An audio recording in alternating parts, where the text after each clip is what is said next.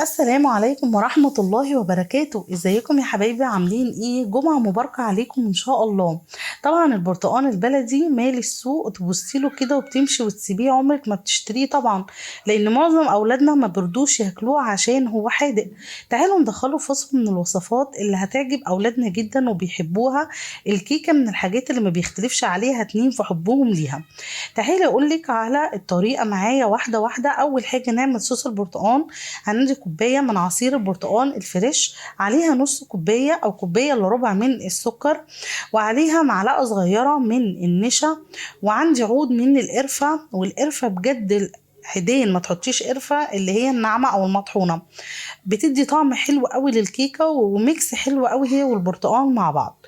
تمام، هبدأ ارفع المكونات ديت على النار واحضر للكيكة بتاعتي. معايا كوبايتين وربع من الدقيق، عليهم باكت من البيكنج باودر، ومعلقة كبيرة من النشا، وذرة ملح، ومعايا كده كمان معلقتين 3 من بشر البرتقال، بيخلوا للكيكة كده طعم وريحة حلوة قوي. جربيها بجد مش هتندمي. هبدأ ان انا اقلب كل المكونات الجافة دي كويس جدا مع بعضها، وهروح لصوص البرتقال اشوفه هو عمل ايه. صوص البرتقال انا عايزاه يكون بالقوام دوت. ماشي اهو، هو دوت القوام اللي انا عايزه بيه صوص البرتقال، مش عايزاه يكون ولا تخين ولا ايه ولا خفيف. في الخلاط عندي معايا 4 بيضات، معايا كوباية الا ربع من السكر، كوباية الا ربع من الزيت، كوباية الا ربع من اللبن. وممكن تستبدلي اللبن دوت عادي جدا ببرتقال، برضو هتخلي طعمها حلو.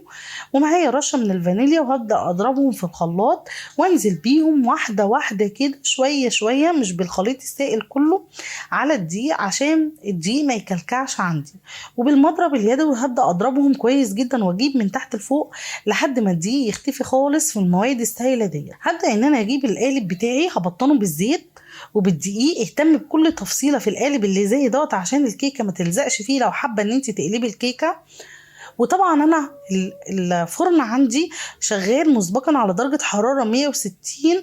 من امتى؟ تقريبا من اول لما ابتديت احضر للكيكة واشتغل فيها. بفتح الفرن بتاعي علشان تديني نتيجة ناجحة وتبقى الكيكة هشة معايا. هبدأ ان انا اخبط القالب بتاعي خبطتين علشان اسويه واخرج الهواء منه. بصوا كده بعد ما خرجت من الفرن، بسم الله ما شاء الله، بجد تحفة. جربيها بالطريقة ديت هتعجبك جدا.